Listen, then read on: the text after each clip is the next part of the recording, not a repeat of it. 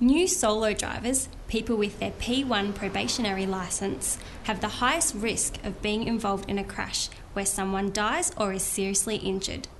The risk is reduced by almost half within the first 6 months of driving, and the longer you drive, the more experience you get and the less likely you are to be involved in a crash.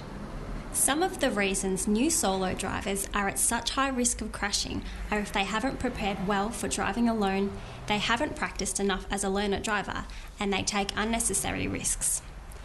As a new solo driver, there are real and serious dangers facing you. The choices you make during this time are very important.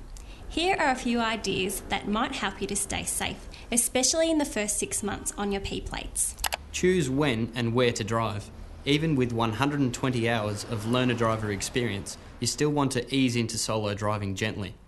As a new driver, you should avoid challenging driving situations like driving at night, peak hour traffic in the city, freeways, country roads, wet weather, gravel and dirt roads.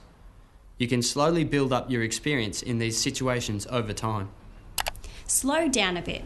While you're still building up your driving experience, you can't expect to be able to handle difficult driving situations as well as more experienced drivers.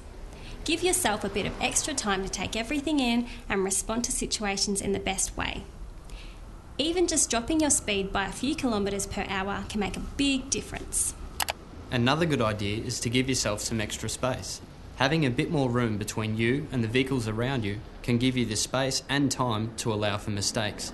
Mistakes you make and mistakes made by other drivers. Leave plenty of room between you and the vehicles around you. When you're driving in good conditions, there's a basic rule about how much space you should leave between you and the vehicle in front of you. It's called the 2-second rule. That means you should be at least 2 seconds behind the vehicle in front. There's a simple test you can do to check this. Look at something in the distance on the side of the road, like a signpost or a tree.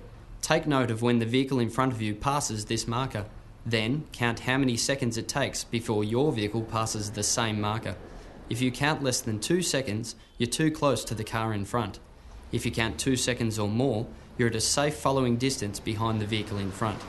Of course, if you're in a more challenging situation, like wet weather or when it's dark, it's a good idea to change your following distance to 3 or even 4 seconds. This will give you a little extra time to respond to potential hazards without having to brake suddenly. Think ahead. Keep an eye on what's going on around you while you're driving.